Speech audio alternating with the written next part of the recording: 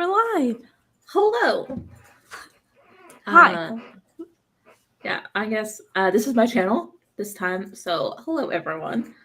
Hopefully you're here because you know what this is. Nirali and I, a couple months back, started a banned books club. This is going to be the first live show on my channel, but down in the description we have all of Nirali's links, and you can find our discussion from last month on All Boys Aren't Blue by George M. Johnson. And we'll let Nirali introduce herself and also our book for this month that we're discussing today. Yeah, so I'm Nirali, also known as Firewood Sparkler. I feel like if you know one of us, you know both of us a little bit. We've done plenty together. But yeah, I've been you can as Katrina said, you can catch our first discussion on All Boys Aren't Blue on my channel. It's still up to watch, and this month we read Mouse by Art Spiegelman. These are the 2 volumes of it. I was lucky enough to get my hands on it. A lot of people weren't, because it was banned in Tennessee and it caused a nationwide uproar, is kind of how I can describe it. And everyone was scrambling to get their hands on this book after the fact because it is such an important book.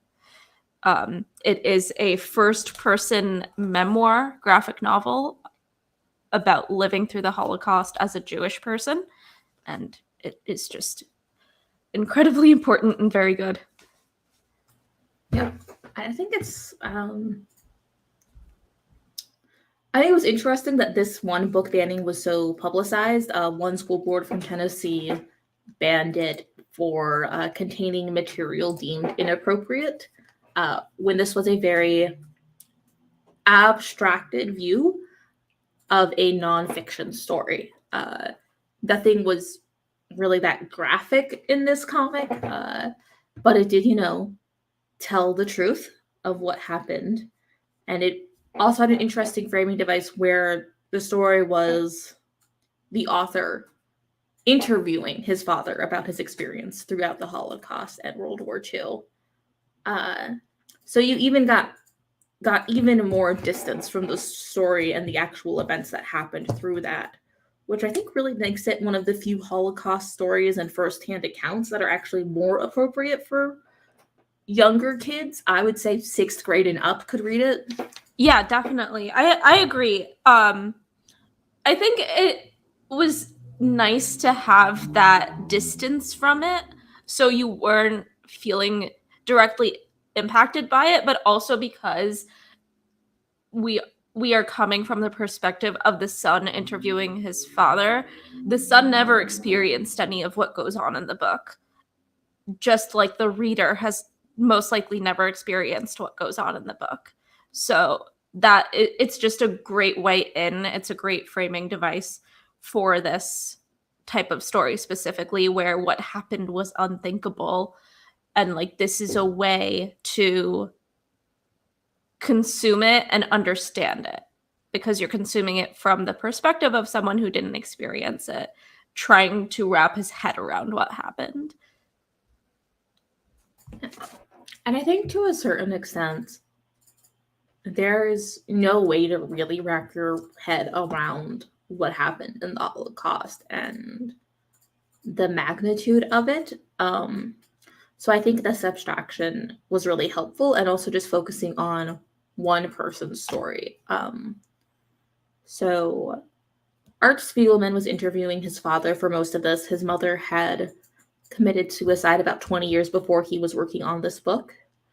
And her accounts of the time, her records of it, were destroyed at one point after she died. So we never really got her experience. We only got it through the eyes of her husband, even though she had survived the Holocaust and probably had her own stories and experiences to tell. So it even makes the story smaller and more focused, and in that way more digestible, because you're not having to fully confront everything that happened, but just a very human story of a man trying to survive, trying to keep his wife safe, trying to keep their sons safe, and their second son who is trying to live up to the ghost of his older brother. Yeah. Yeah. I also think with the destruction of Anya, is that her name? Anya's war diaries. With the destruction of those, it's because Art's father cannot he does it in a moment of desperation of not wanting to deal with everything that happened to him and his wife. He lost his wife and he could not handle it, obviously. So I feel like that moment is really important because we get Art's perspective of like feeling betrayed by the destruction of these diaries, but also we get a man who, while he's telling his story, is saying, I couldn't handle the story for a very long time. And it's also a way to realize that like this happened to a lot more people than just Art's father. And you have to realize that there are a lot of people that couldn't deal with what happened to them, and that there are infinitely more stories that aren't being told within this one story that is being told. Yeah, I think what we learn about pretty early is that after his first wife Anya committed suicide, Art's dad Vladek got remarried to another survivor of the Holocaust, and most of their friends also survived the Holocaust and had gone through that experience as well. And I think that's really interesting because it shows how much of the community was impacted and affected, but it also shows maybe trauma bonding is the only way to get through this.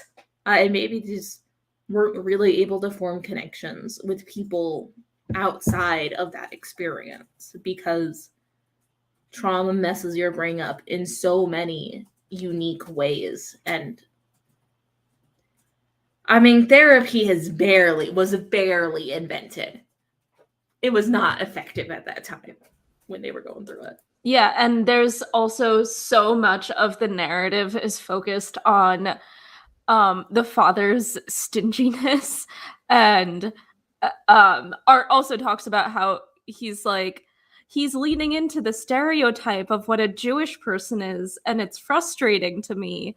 But through the story, you see that the way he survived the Holocaust is by using his resources and by trading his things, and the fact that he's a hoarder and the fact that he's stingy, while it's causing problems in his life right now, is what helped him survive. And it's a coping mechanism to keep everything, to not waste a single morsel of food, even if they're completely fine.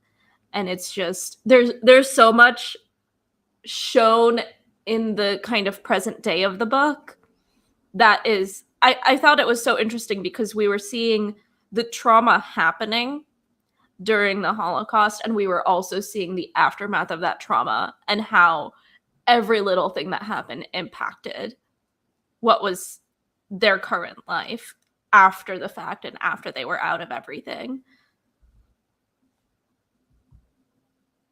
Yeah. I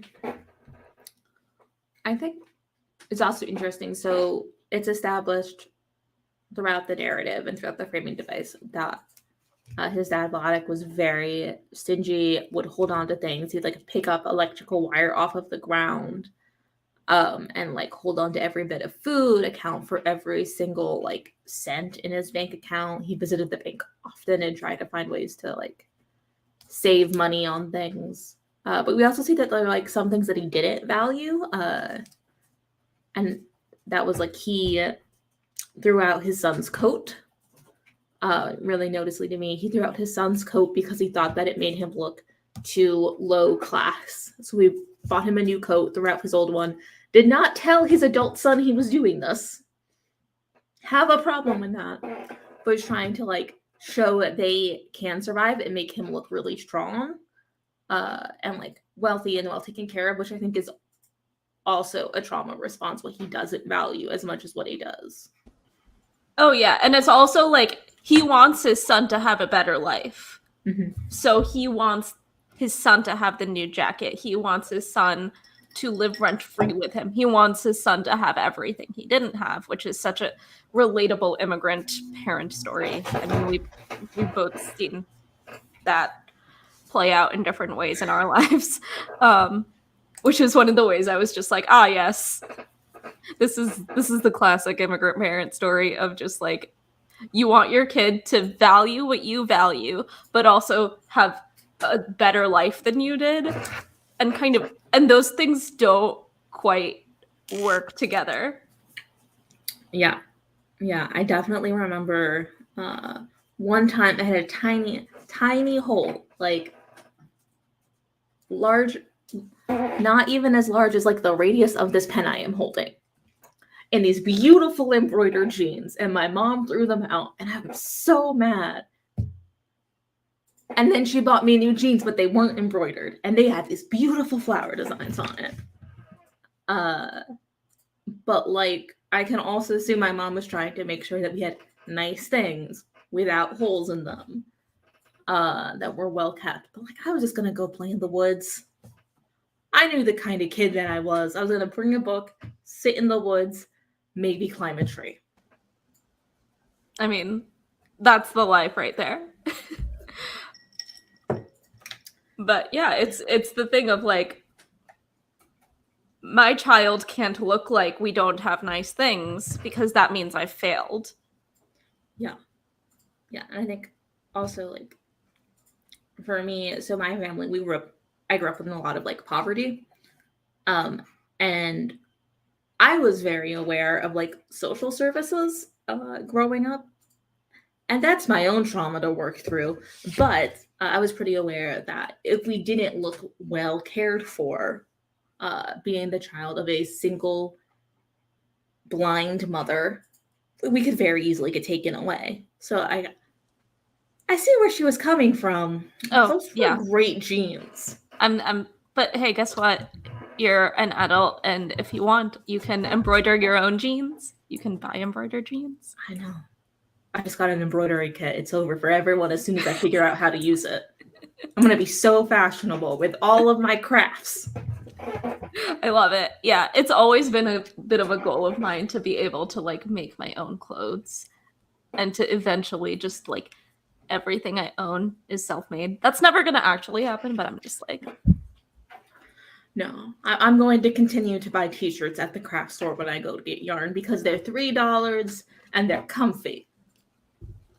I was like, after reading this, I kept thinking about my grandfather, and he had this rule about when to buy things because he never threw anything out.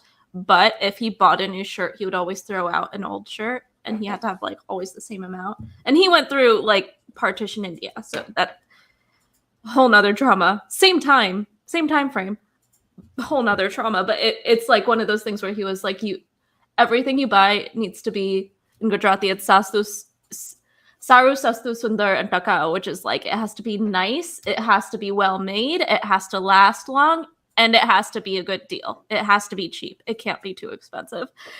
And it's like, yep, that is how everyone thinks. Yeah.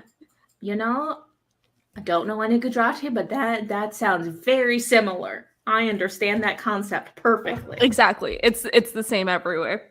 Yeah. And I feel like a lot of children of immigrants will understand this book because they have access to the same conversations that Art is having with his father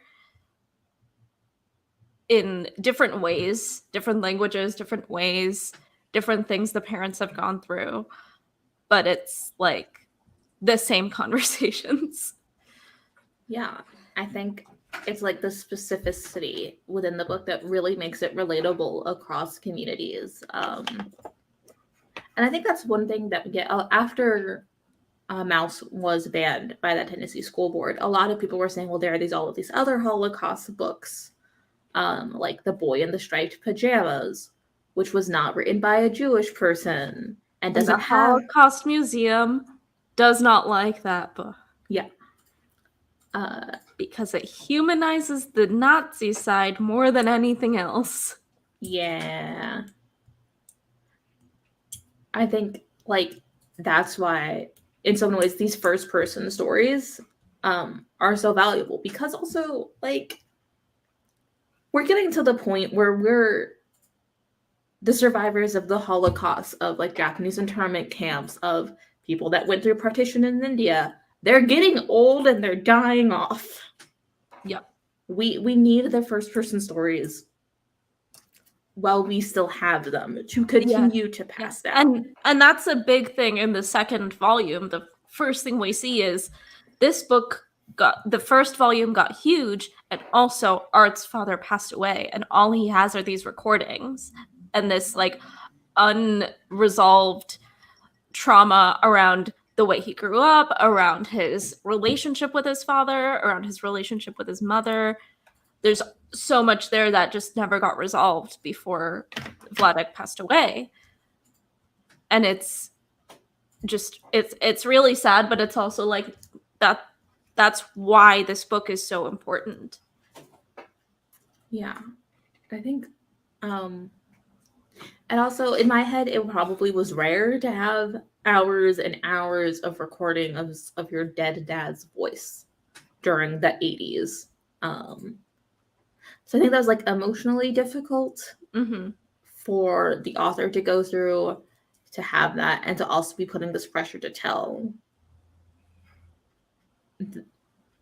an honest interpretation of his father's story while still having all of these unresolved issues with his parents.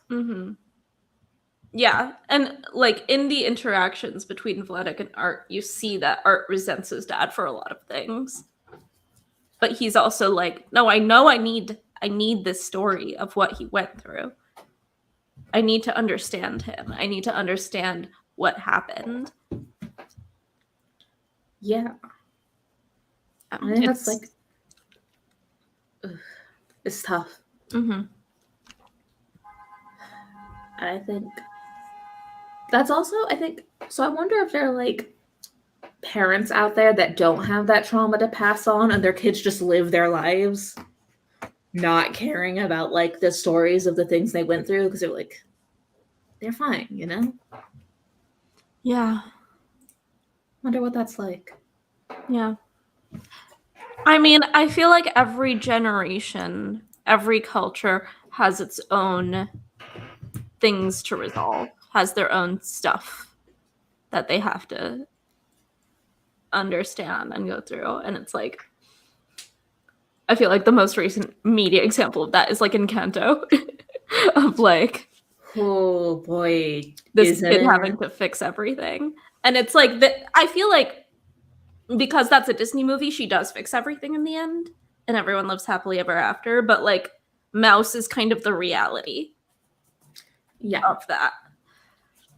Yeah. I think all of the people still have the same issues at the end. Kind of in both stories. But so I think Encanto being like the most recently cultural example of generational trauma is kind of great. Because you kind of see that they're not fixed, but they're on a path towards healing. Yeah. And that doesn't happen in this story. Yeah, I also don't think it belongs in this story because the Holocaust isn't a happily ever after Disney movie thing. I do find it interesting. Did you see the part where they reference Mickey Mouse and like the Germans wanted to ban Mickey Mouse?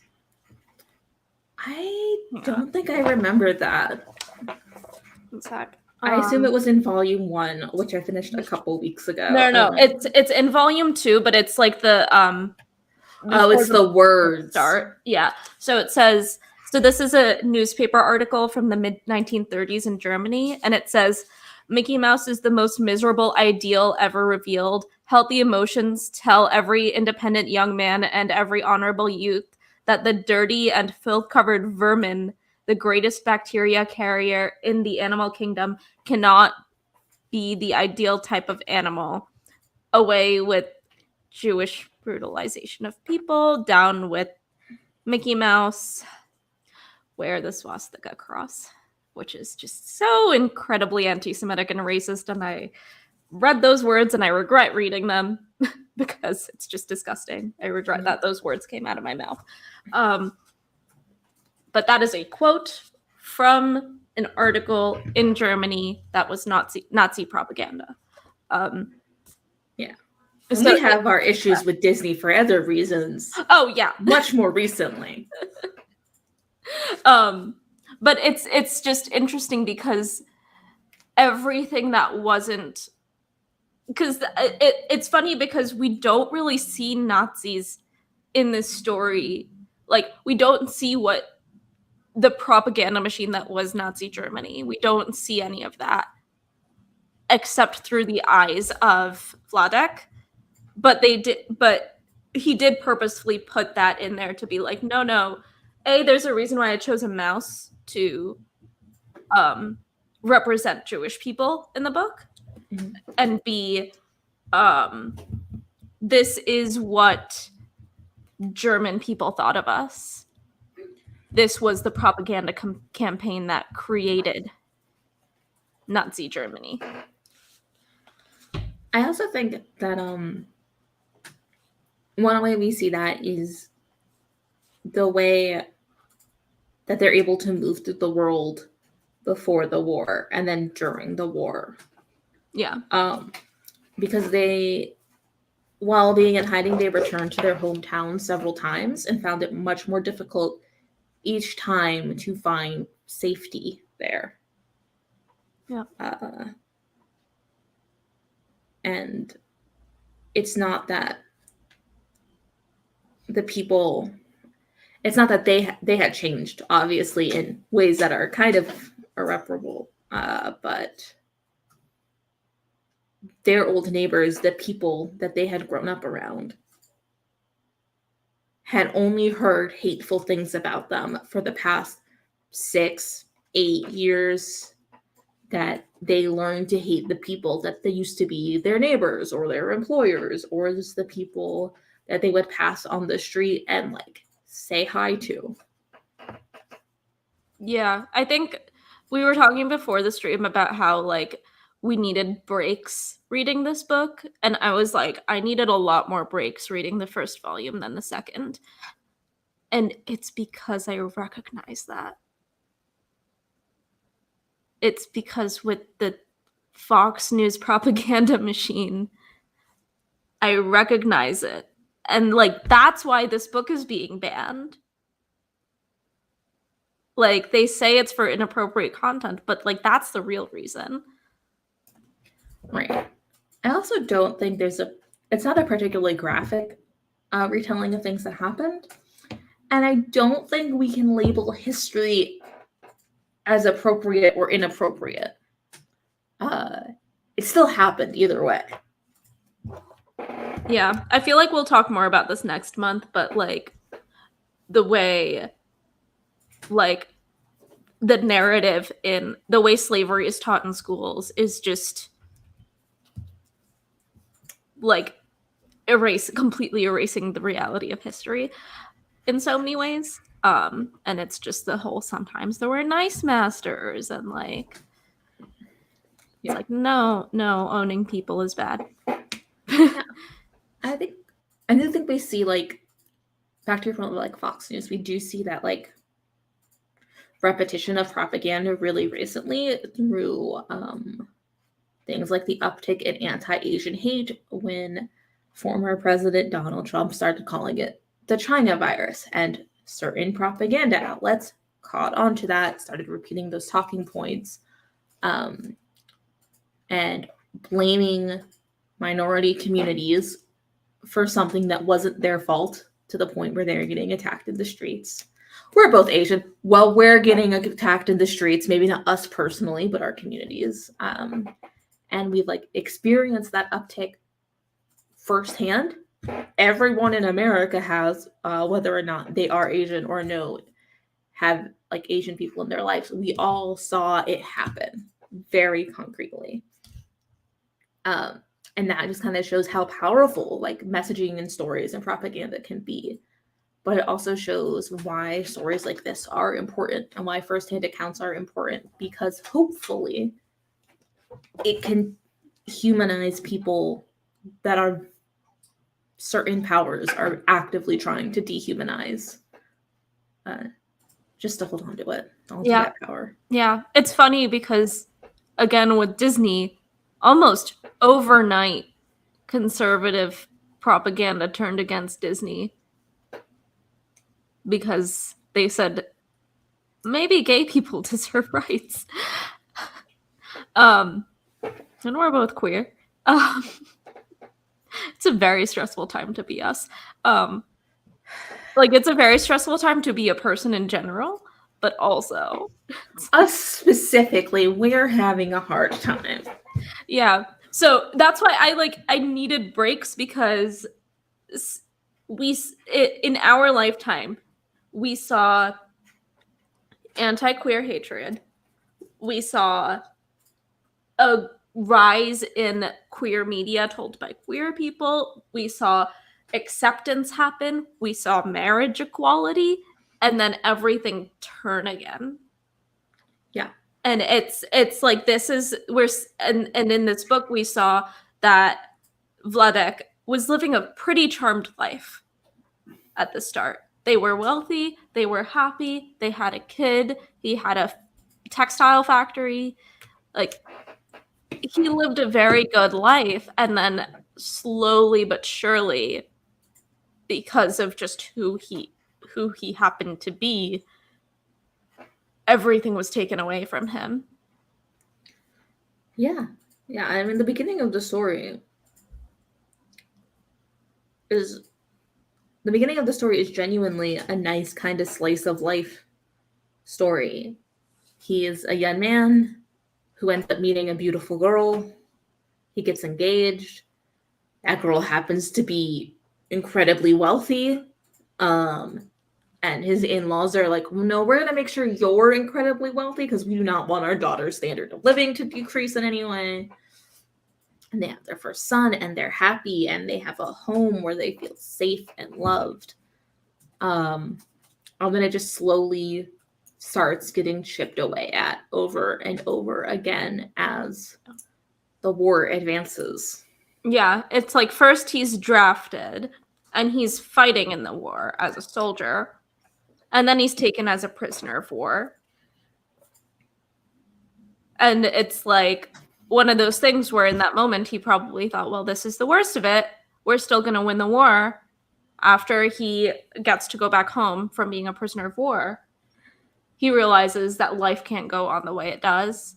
And then, again, as you said, continuously has to have that realization. Yeah. Because even when he was a prisoner of war, his wife was safe. Mm-hmm. His son was safe.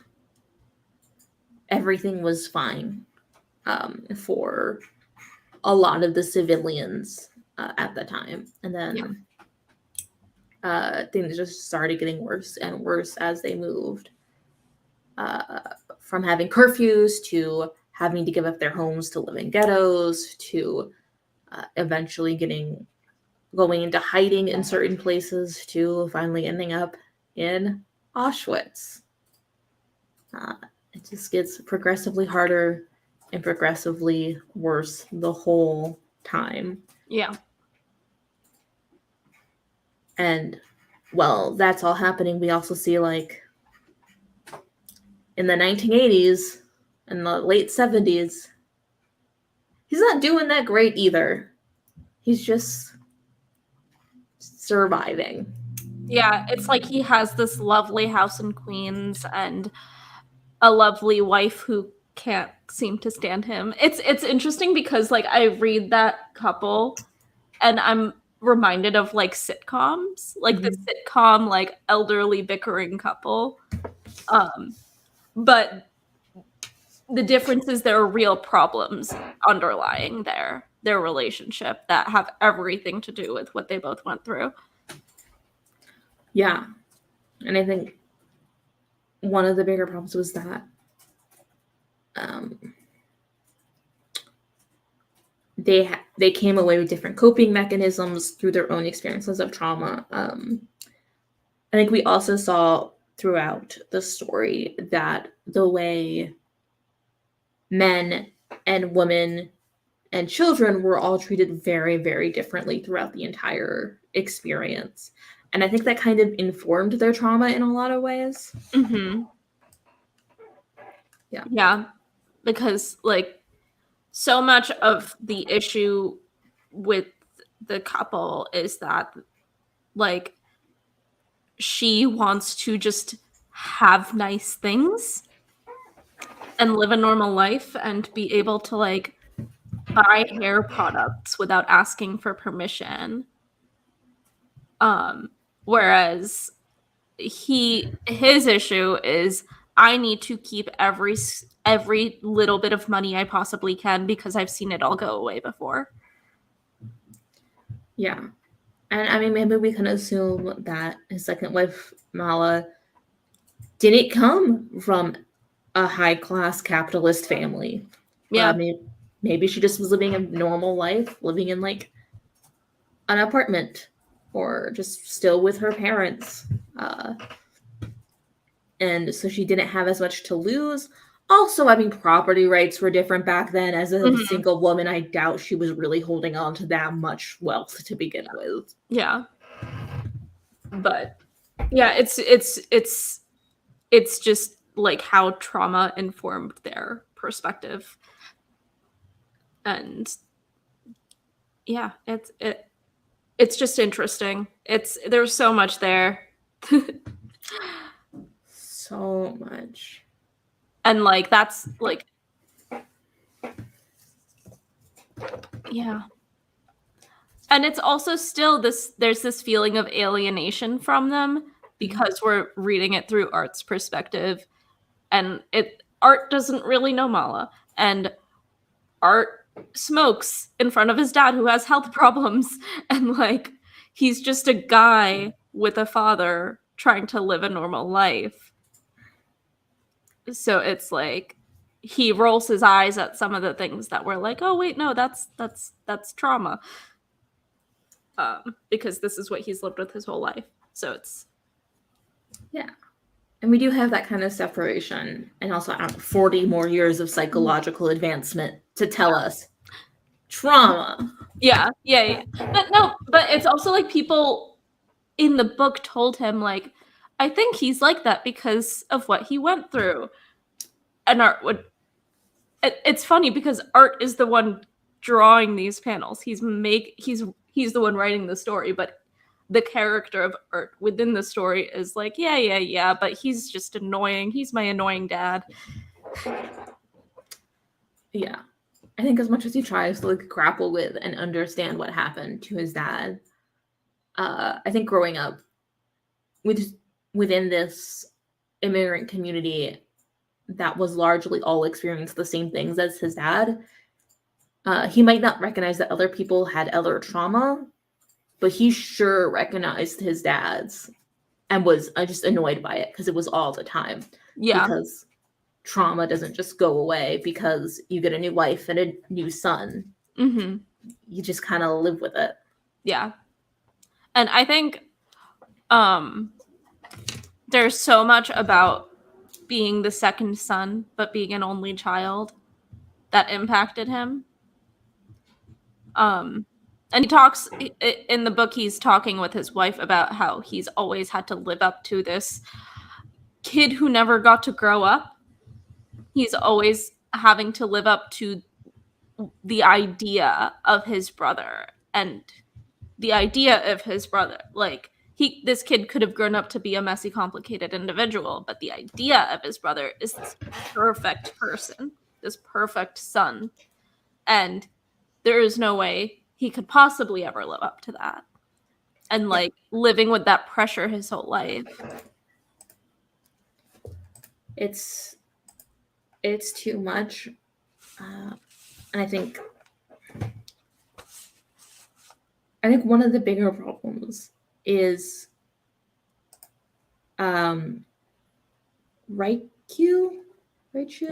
I thought it was Rishu, but this is him. Yeah, that kid. Mm-hmm. He was born before the war, and he probably at best got to be maybe 6 years old before he died. I think they said he died at 5 or 6. Yeah. It's just heartbreaking in every way. But the years before you turn like 6, those are the best years for just they're still cute.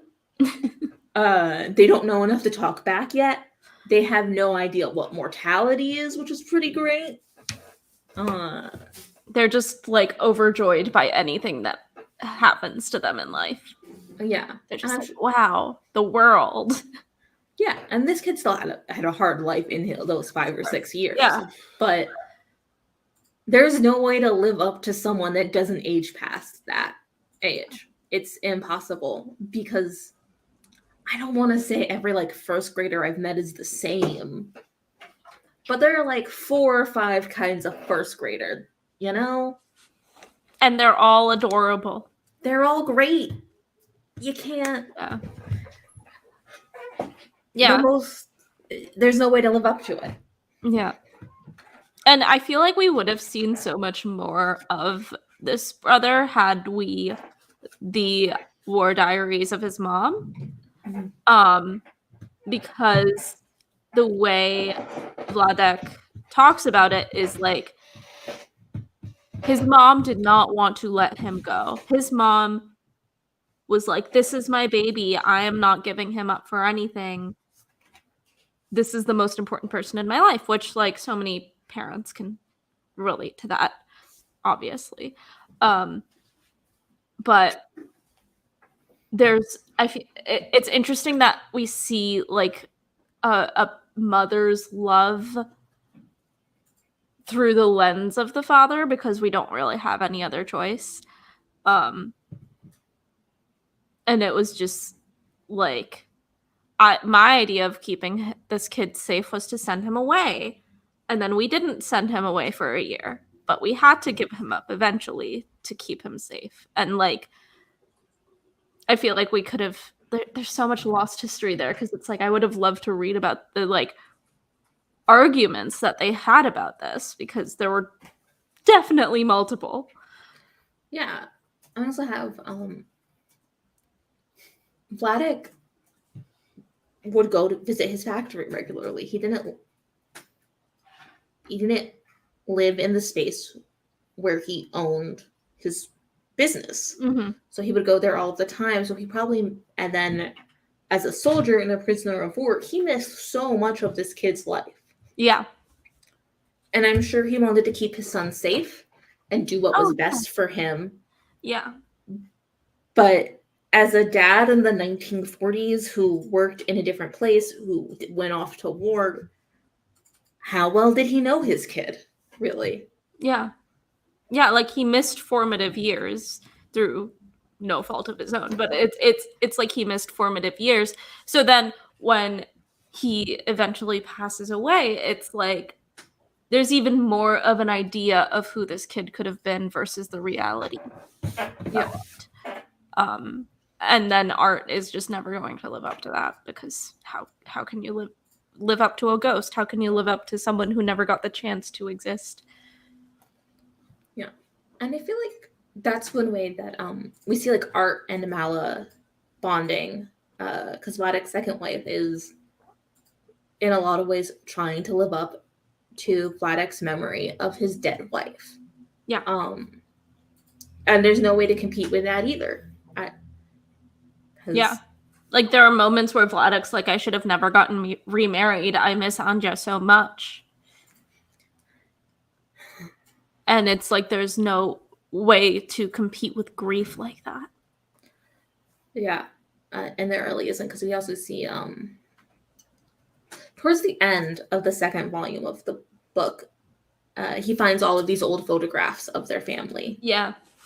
And as every new photo that they put down and every story they told is like, this person has died during the Holocaust. This person, I don't we never found them again. We think that they died. This person died. This person lived, moved to America, and then died.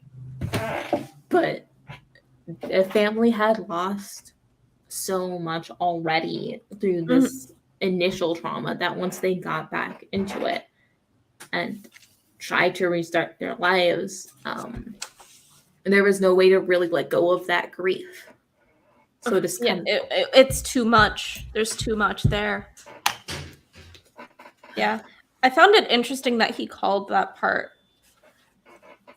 Is that the part he called the last chapter second honeymoon? Because the first chapter, second chapter is called first honeymoon. Which is when they go. What I found so interesting, they like went to a mental hospital while Anya was pregnant because she was dealing with a lot. Which was so fascinating to me. But it's like, and then she got better because of that.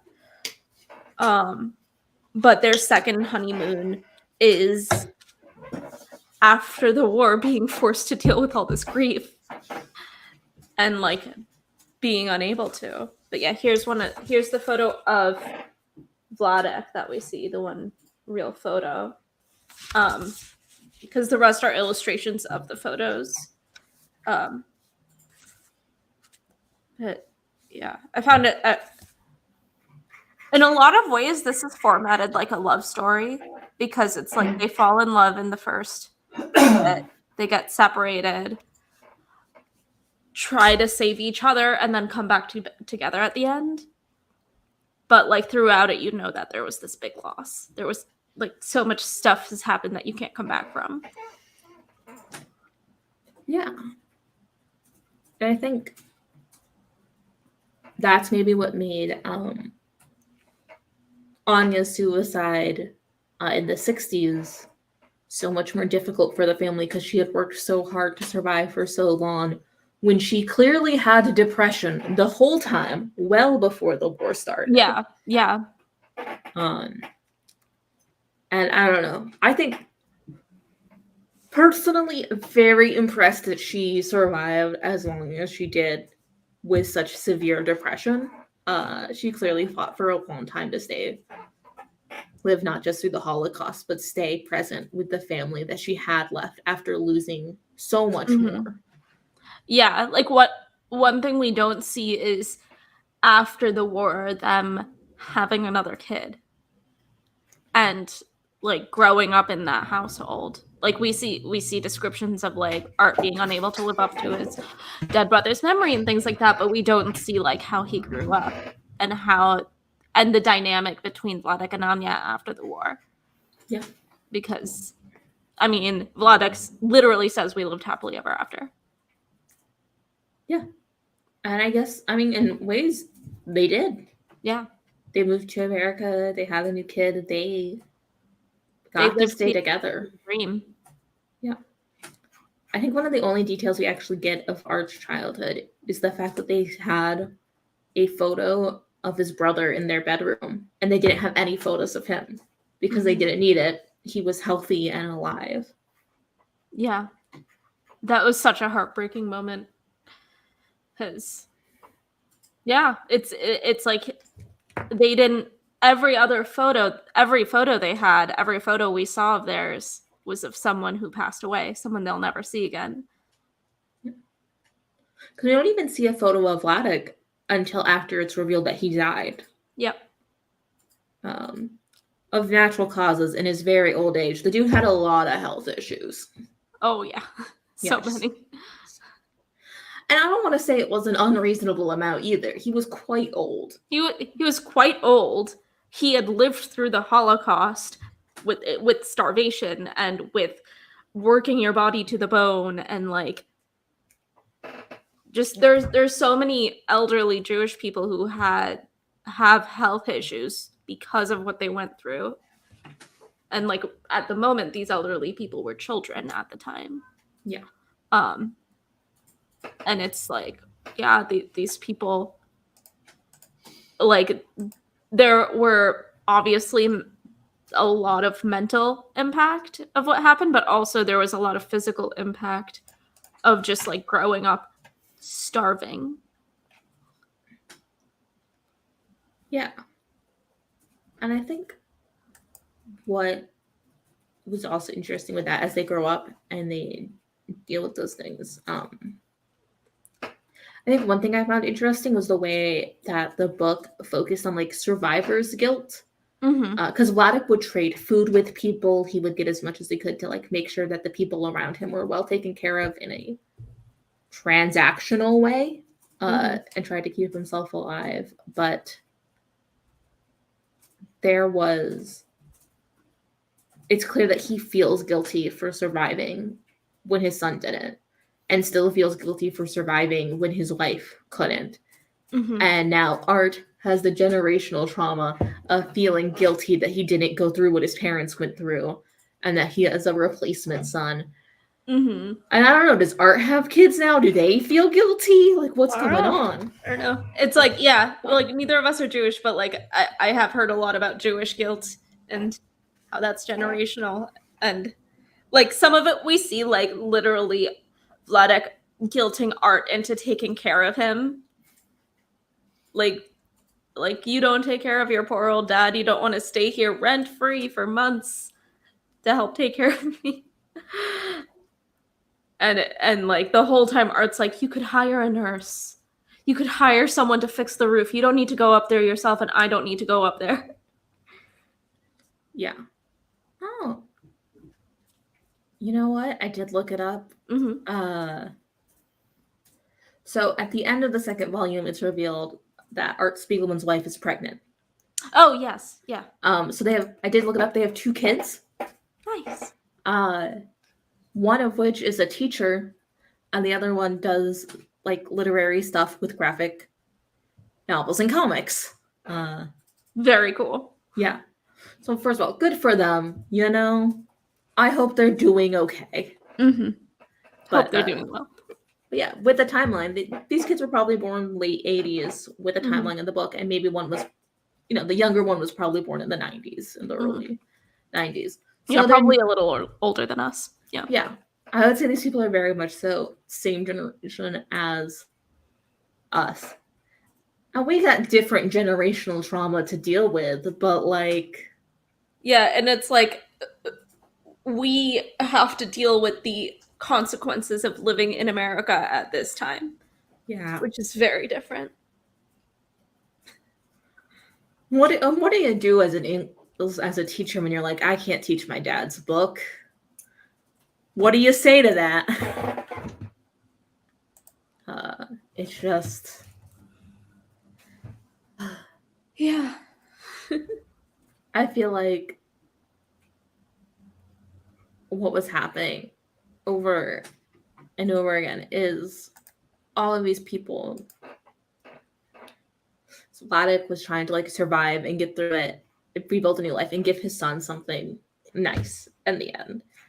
He did that in ways that were messy and difficult, but he tried. And then we see Art trying to tell the story and put it out in the world and like honor his dad's memory, and also trying to make like America a little bit better to live in for Jewish people in the 80s. And now we're here, and the world's really fallen apart quite recently. Yeah. Yeah. Yeah.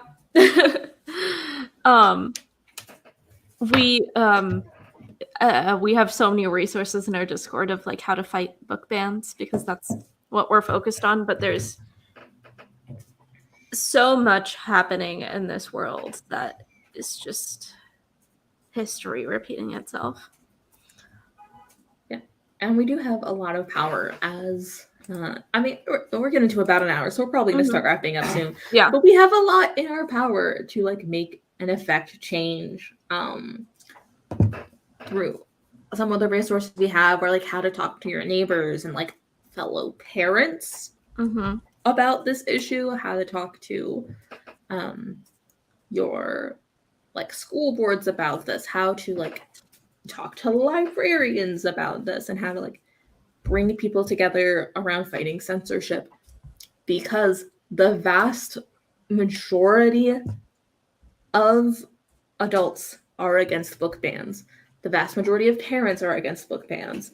Even like conservative parents, the majority of them are against book bans.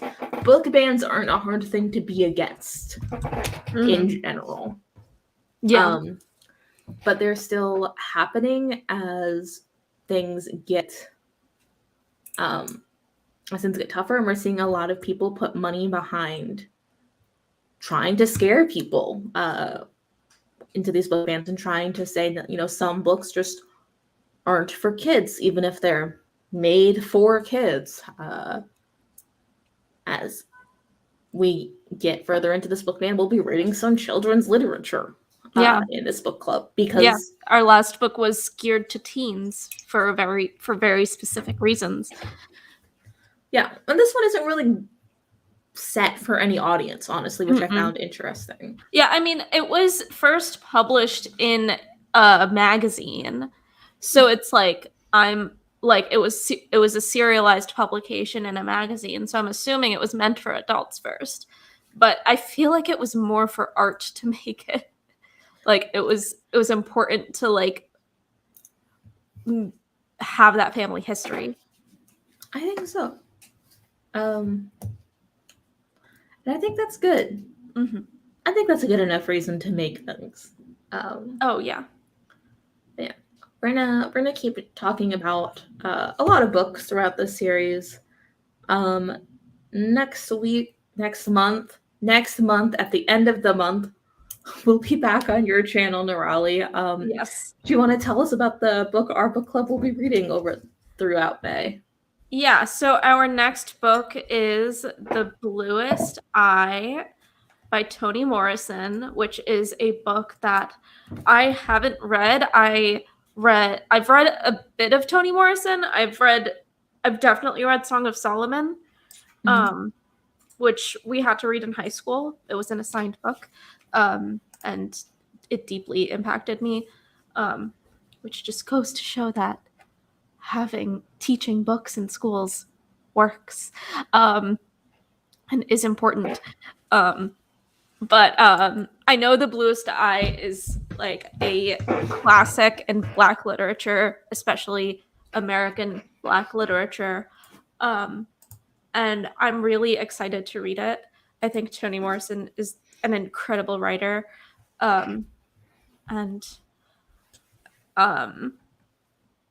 Yeah, let me. No. All right, so it starts.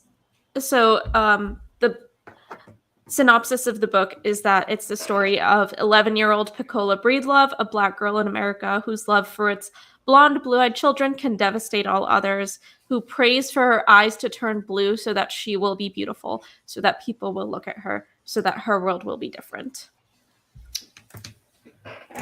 Cool. So we just got that internalized racism and beauty standards. And I think it also starts in like the Great Depression, which is tough times. Yeah. I'm really there's going to be so much in there to talk about. I'm very excited to talk about it. But it's going to be interesting because like the blue eyes were an Aryan Nazi ideal. So it's like almost like marginalization. It's Spreads and comes from the same place a lot of the time. Yep. So yeah, we can fight book bans and racism and anti-queer politicians because we have to. Our lives may actually depend on how successful this fight is, so please help us. Yep. Yeah. Yep. We posted a link to the Discord server in the comments if you would like to join the Discord, where we will be discussing this book. Yeah. And also be sure, all of Nirali's information is down below. Yes. Subscribe. Follow them on Twitter. They tweet frequently. I am too online. I am far too online. Oh, aren't we all? Well, aren't Well, the that's two how of it, us? yeah. It's one of those things where like I've met so many people by being too online. So many wonderful people. How else am I gonna make friends? Meet my neighbors? I met my girlfriend online. Like I can't. How do I stop being on Twitter? I don't know. I don't want you to stop. Honestly. It's How like else do I for my own sanity, I want to stop. And also if the whole Musk thing happens, I want to stop, but I don't think I have it in me. I don't know. It's like one of those things where like the people who are important to me do have my number. Like the people online have my number or have my email or have other ways to talk to me, but also like Twitter is the easiest way to talk to people. Yeah, no, that's true. Me and your girlfriend, we both have your phone number. Yes, So- and also other friends. Also other people. But in this conversation, we'll be fine. We'll be fine. It is interesting to think about who the people controlling the media because Yeah. So a guy who whose generational wealth involves apartheid money. Yep. Anyways, everything is all of the things all of the time. It's kind of terrible. But we're going to focus on solving this one problem of ending book bans. Yep, because book bans creates anti-Semitism, creates homophobia, as we discussed last month, creates anti-Black racism, as we'll probably discuss next month. We'll definitely discuss next month. Probably not a way to get around that one. No. But yeah, stories are powerful. That's how we learn about ourselves. That's how we learn about other communities. With queer stuff, sometimes that's how we learn we're part of communities. It just sort of happens. Yeah, just like, yeah. Melinda Lowe recently tweeted about how a lot of people are talking about how like books don't make you gay because of all the queer book bans. But Melinda Lowe is like, no, but this shows that you can live a good life. These books show that you can live a life as a queer person, which like you may not choose to be gay, but if this is your introduction to queerness, I'm happy. Yeah. Man, I'm not gonna lie. Tumblr didn't make me bisexual, but it did make me realize that there was like nothing inherently wrong with having crushes on girls. And that it was a thing that other people experienced. Yeah. Because I didn't know. Tumblr was really, to me, like, you know that crush you have? You know, like, how you love Keira Knightley so much? Yeah. So yeah, stories are powerful. That's kind of how we got here. And how we became friends. Yeah. And how we're still becoming the people that we want to be through reading stories, through learning about other communities and learning about ourselves. So we're gonna go fight some book bans. Yeah, let's do it. Also, today is Independent Bookstore Day, so if you get a chance to go to an independent bookstore and buy a book by a marginalized author, that would be great. We should support people who are currently writing stories that certain people want to erase. I think that's really, really important. Yep. And next week on May 7th is Free Comic Book Day. Free Comic Book Day, where your comic book store hands out free comics and also usually has sales. Just so you know. Mm-hmm. Support bookstores and comic book stores and all the things. It's very important. Yeah. These independent places are one of the reasons we're able to access so much literature by marginalized communities, because Amazon isn't putting the money in. I have so many thoughts on Amazon that I'm not going to start on because that's a conversation that will not end. Yep. So we're going to end the broadcast here and then keep talking. Thank you so much. Yeah, thank you so much for joining. This was great. What a great conversation on Mouse. On Mouse and plenty of other things. All right, bye everyone. Bye.